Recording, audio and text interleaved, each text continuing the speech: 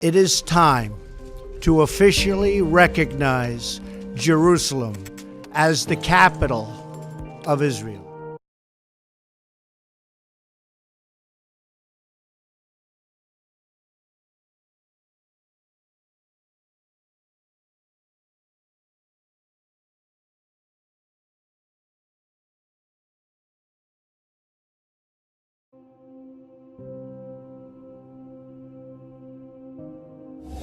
Some developing news to bring you. The US military just announcing a number of service members were actually treated for injuries after the missile attacks. It was hoped that major conflict with Iran was off the table. The major world powers had signed a deal constraining Iran's nuclear program, and a new chapter in US-Iranian relations was being written. Or so that was the thinking. Well, think again. After a radical change of administrations in the United States, the tearing up of the nuclear deal with Iran, and the assassination of one of Iran's top generals, are all bets off? And does anyone know where we're heading? Now, President Trump has unveiled his plans for what he claims is a credible peace deal between Israel and the Palestinians, including a promise to keep Jerusalem as Israel's undivided capital. Mr. Trump announced the proposals at the White House alongside the Israeli Prime Minister Benjamin Netanyahu. The president said the deal would work, but no Palestinian officials were involved, and tonight they rejected the proposals as a conspiracy. Now, at the heart of the conflict is a dispute over land ever since the creation of the State of Israel back in 1948. The UN backs the creation of a separate Palestinian state, but Israeli West Bank settlement on land captured back in 1967 has complicated that so-called two-state solution. Israel also captured the eastern half of Jerusalem, which the Palestinians want as the capital of a future state. I haven't seen a manuscript, but I can tell you nothing was ever sent to John Bolton, but I have not seen a manuscript. I guess he's writing a book. I have not seen it. You know what, Mr. President, do you expect the Prime Minister Netanyahu to implement the plan right away in the coming 6 weeks? Well, I think he's here for a reason, and hopefully that it'll be yes. And peace in the Middle East has been long sought for many, many, many years and decades and centuries. And this is an opportunity. We'll see what happens. Whatever it is, but he's here for a reason. Would you give a green light for annexation? Would you give a green light for annexation of the Jordan Valley within the country? We're going to country? announce tomorrow at 12 o'clock. We're going to show a plan. It's been worked on by everybody, and we'll see whether or not it catches hold. If it does, that'd be great. And if it doesn't, we can live with it too. But I think it might have a chance. Do you expect Benny Gantz to agree to the plan? Do I expect what? Benny Gantz. He's coming here today.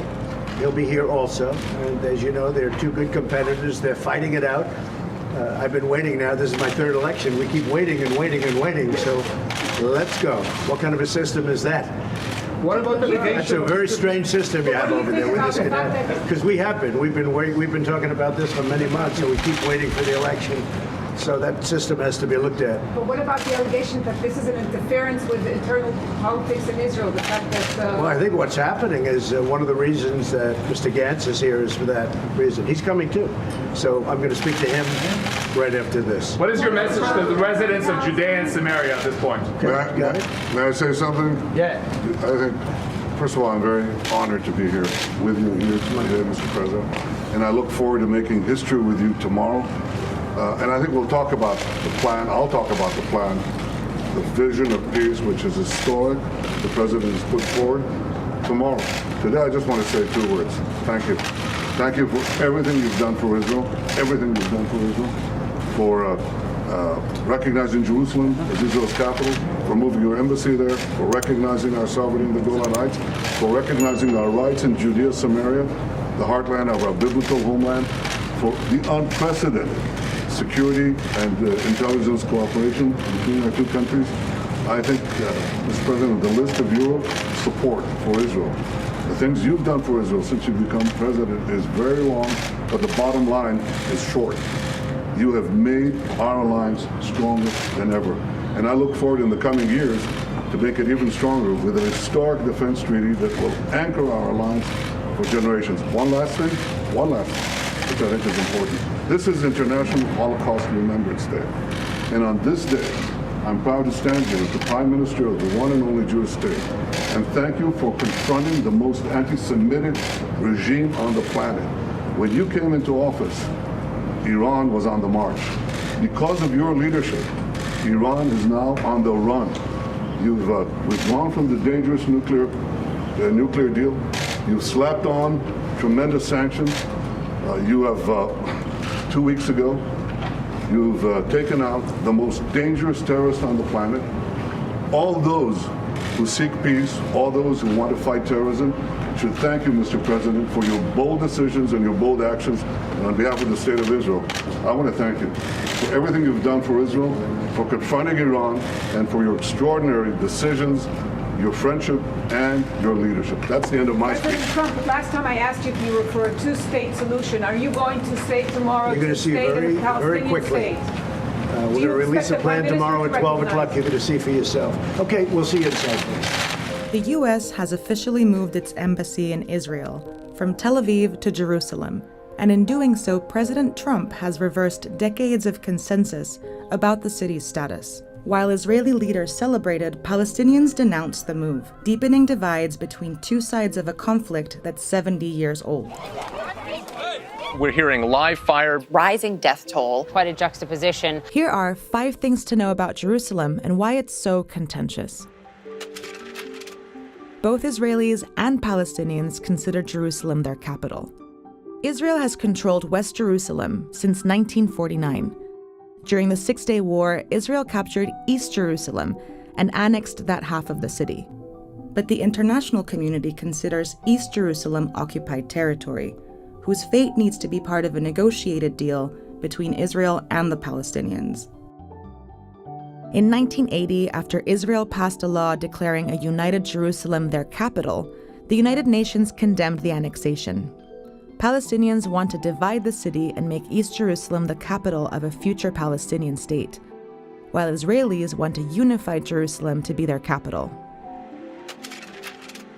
Jerusalem is central to the peace process. During peace process negotiations for the Oslo Accords, the issue of Jerusalem was initially set aside to avoid derailing the talks. Any successful peace initiative in the future would likely need to resolve the conflicting claims to the land. Violence is not new in the Holy City. Control of Jerusalem has been a trigger for violence many times in the past. The contested area of East Jerusalem is home to some of the holiest sites in the world for Jews and Muslims. It is the site where Judaism's 2 sacred temples once stood, and the site where the Prophet Muhammad ascended to heaven. The trouble is that the sites for Muslims and Jews exist on the same land. There's a precarious power share in place. Israeli officials control who has access to the complex, but Muslims have religious control inside. Jews can enter, but aren't allowed to pray. Instead, they use the Western Wall. The Second Intifada began in 2000, when then opposition leader Ariel Sharon visited the Temple Mount to assert Israel's right to the complex. Palestinians protested and were met with tear gas and rubber bullets. The violence lasted 5 years and killed over 3,000 Palestinians and nearly 1,000 Israelis, with thousands more wounded. The U.S. isn't the only country moving its embassy. In the early 70s, 16 countries had embassies in Jerusalem, including the Netherlands and Colombia. But after the UN Security Council condemned the annexation of East Jerusalem in 1980, member states left.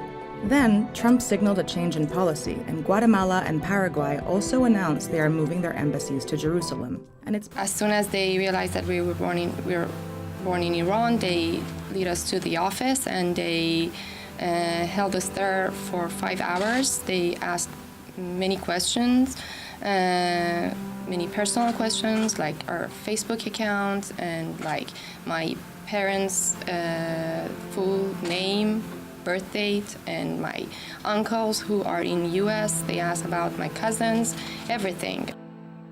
Meanwhile, in the US, President Donald Trump has toned down his threats against Iran, but he fanned anger in Iran by tweeting support of protesters who have been in the streets for the past 2 days. All this tension has Iranian Americans worrying about relatives back in Iran, as well as backlash at home. It has been an elusive goal for decades to end generations of conflict in the Middle East. Nick Schifrin unpacks today's plan from the Trump administration. From his very first words, President Trump described what he's called the deal of the century in the context of Israel. Today, Israel takes a big step towards peace. Flanked by Israeli Prime Minister Benjamin Netanyahu, President Trump unveiled the most detailed peace plan in history. Over 50 pages, the plan endorses a Palestinian state, but it would not have control over its defense or airspace and wouldn't come into existence unless Palestinians met specific conditions. Together, we can bring about a new dawn in the Middle East. Here is today's map. The border since the 1967 war in yellow is the occupied West Bank. And this is the new peace plan's map. Israel would surround a Palestinian state, control a corridor along the Jordan border, including the Jordan Valley, and the homes of 97% of Israeli settlers in the West Bank would become part of Israel. The international community considers those settlements illegal, and Palestinians call the Jordan Valley the breadbasket of their future state. But Netanyahu used the announcement to launch unilateral annexation in the West Bank, which he referred to using biblical names, Judea and Samaria. Israel will apply its laws to the Jordan Valley, to all the Jewish communities in Judea and Samaria, and to other areas that your plan designates as part of Israel.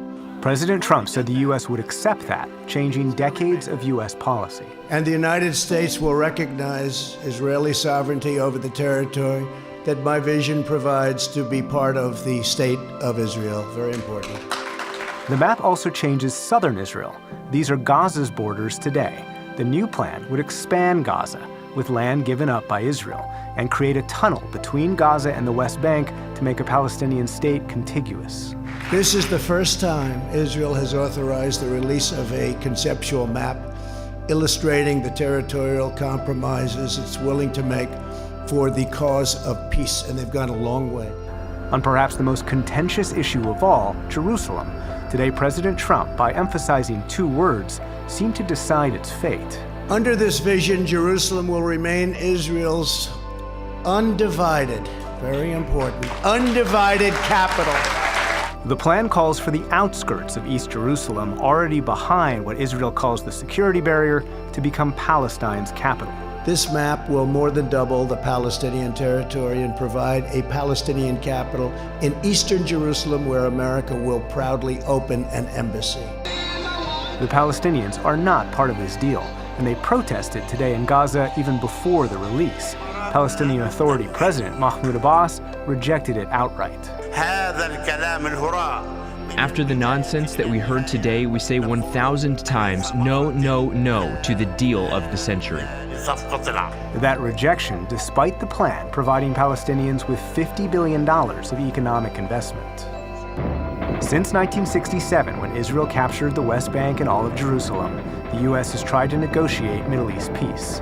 In 1978, President Carter hosted an Israeli-Egyptian pact. In 1994, President Clinton hosted an Israeli-Jordanian pact.